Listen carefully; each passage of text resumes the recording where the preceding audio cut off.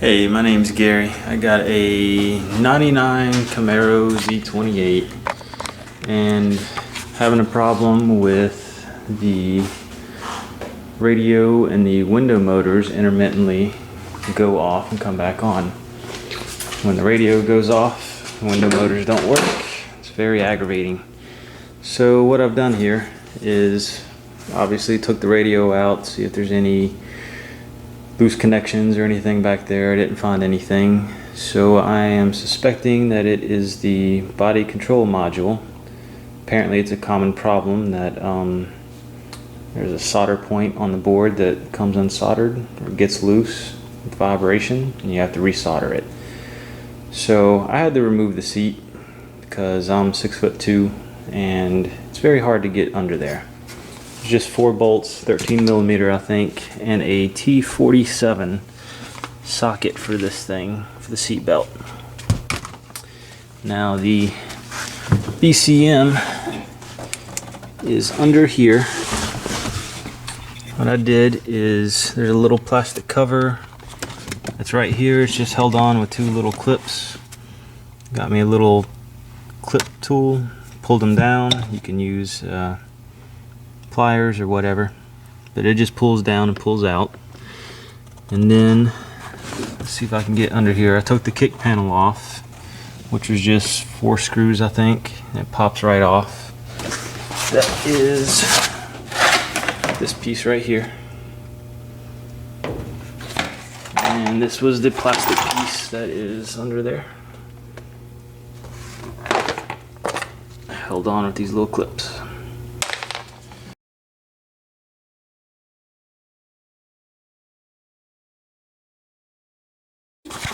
Alright, I just want to show you this plastic panel now that I got it back in. It's you know, here's the glove compartment. Nope, that's the ceiling. There we go. There's the glove compartment. And right under it is this plastic panel. This whole panel is the panel that comes off. And I just use this right here on these clips. You can see they slide right in. Prise it off. There's only 2 clips here. Just pry that off and then it pulls out.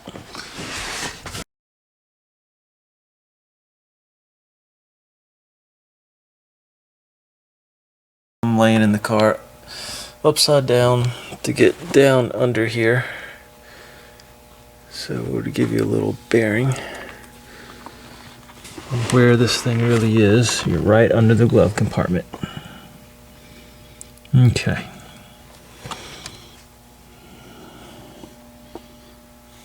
Right here where my hand is. Okay, so I found it helps if you have a little spotlight on your head so you can see what you're doing while you're laying down under there. But basically, the BCM, excuse the camera work for just a second, is this plastic box right here. It has 2 plugs coming out of it. And if I can get this in there right, you can see right there with the light shining, that's the case that holds it in. You just pry the sides out right there on both sides. And I just had to get a little rough with it and quit worrying about breaking stuff. And I used 2 screwdrivers, I pried on it, got my hands in there and finally pulled it out. Just stay patient and keep at it and it'll come out. Alright, so I got it all the way out. Integrated body control module. This is what you want to get out. I also took the shop air and blew out all the dust out of all the connections. Dust out of you know, all the connections in here. I noticed it was very dusty under here, very dirty. So just in case it's a bad connection, blew out all the dust out of that with my lovely DeWalt air compressor. I love that thing. It's 15 gallon, but it's 200 psi, and it works like a 26 gallon air compressor at least. It doesn't have too much trouble keeping up with my air tools, and it's portable, light. I can roll it around the house, work on it. Alright, so I got the BCM out. and I'll show you what you need to look for. It comes apart really easy. Just got little latches there. Opens up. Pull this to the side a little and pull up, and it just comes right out. Easier when you're not having to hold the camera, of course. Okay, so I think the main thing we're checking is this guy right here. So when you flip it over, I'll get my pointer. You want to look at these connections here. Those 5 connections. 1, 2, 3, 4, 5. And I work on computers, on a computer business, and I can tell just from what I know about soldering that this bottom joint somewhere, I lost it. There we go. This bottom joint right here, you can tell it just looks like a cold joint. Just not a very good joint. So I'm not going to touch the other connections, but I'm going to resolder that bottom one and see if that fixes my problem. Okay, we're back. I've got everything laid out to desolder this joint. I'm not going to go into great detail on how to solder and desolder. There's a lot of videos on YouTube that does a very good job at telling how to do this, but I will give you a quick rundown on how to do this. I'll probably try to include a link to a soldering video also, in case y'all want to go check it out. You're going to need some flux, desoldering braid, or even a solder sucker, a wet sponge, of course a soldering iron. It doesn't have to be anything fancy, just little cheap ones from Walmart, and your BCM. Alright, I'm going to try to get this lined up so I can show you what we're doing. Alright, if you see that bottom joint there and compare it to the ones up here, you can see that it's a little broken and cracked. Might be a cold joint.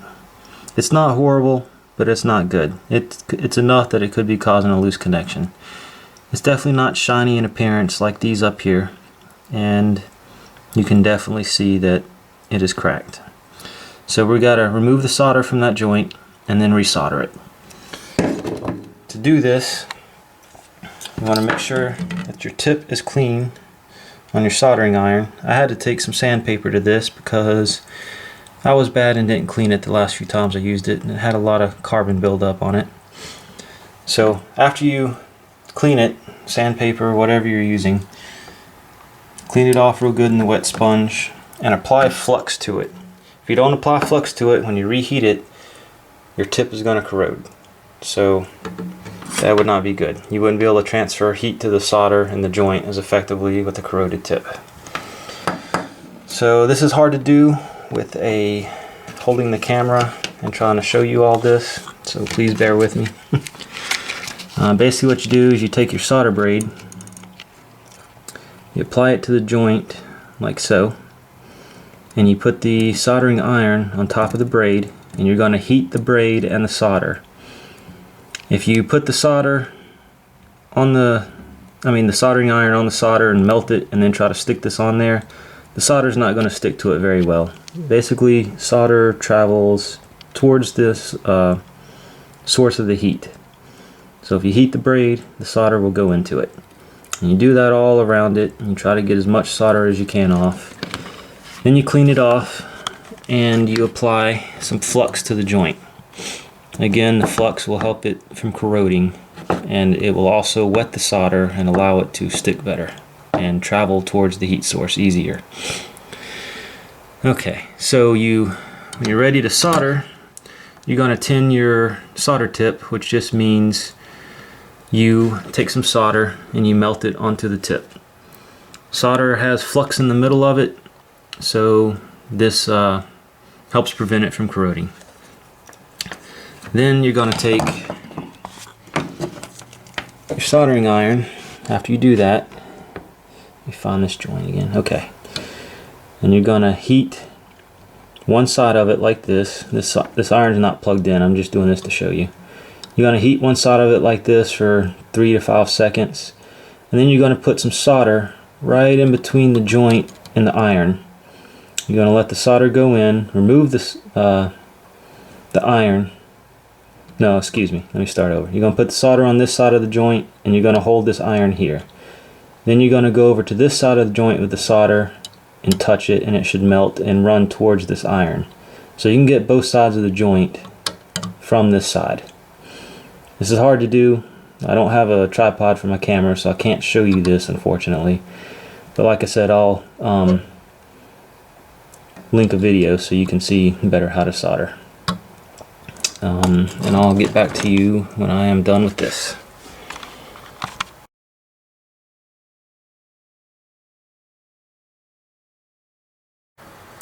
Okay, so I think I might have made a little mistake, but I figured I'll show you because it's an easy mistake to make. You can see this joint right here. Where did it go?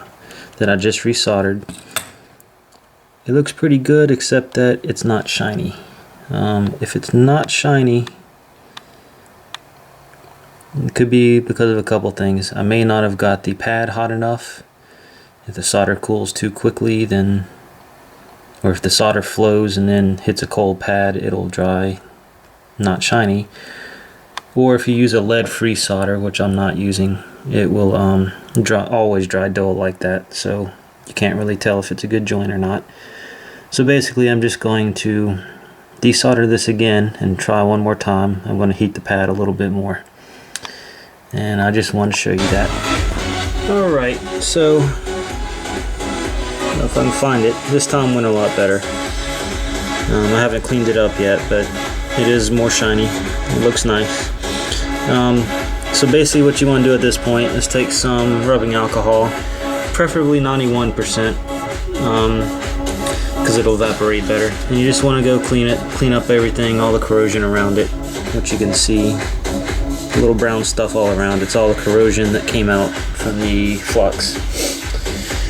And we'll go hook this up, and I hope it works. One other thing I think I may have forgotten to mention: when you apply the flux and heat it, and then wipe the flux off. This will get rid of any contaminants on there. Then apply some more flux before you solder. That'll help you get a much cleaner joint, so the solder can go into it better.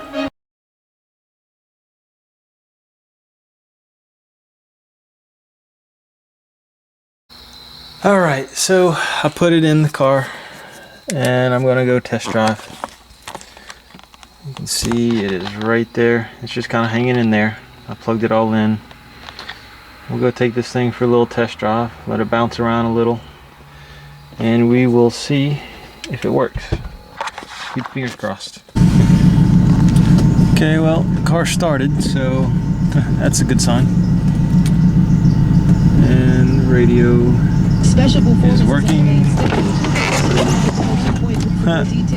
Had the camera mounted to the window. The power windows are working too.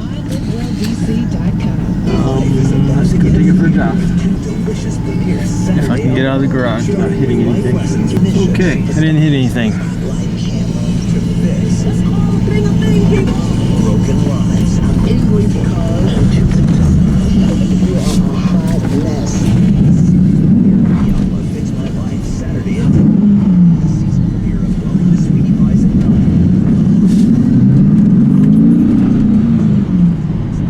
Then again, when your motor sounds like that, do you really need a radio? Alright guys, as you can tell, the car's still running, radio's still playing. Turn that down a little. Cool thing about my radio, by the way, I just found out these little needles here. If you look at them real close, if I go left or right, I don't know if you can see it, they move. If I give it gas, they move. This radio's got G sensors in it. It can like measure how fast your car goes, horsepower, how well it's handling. It's kind of cool. There's probably some BS crap in the radio, but I think it's kind of cool. Anyway, yeah, so been driving for a while. Drove a little crazy, as you can tell by the needle there, the G sensors. Yeah, I beat up on the BCM, tapped on it a little bit, shook it around while I'm driving. Everything's still working. Dash lights work, locks work, window motors and radio still works. Normally by now, it would have cut out 10 times or more already. So I think I fixed it. I'm really happy. I hope this helps you out if you have the same problem.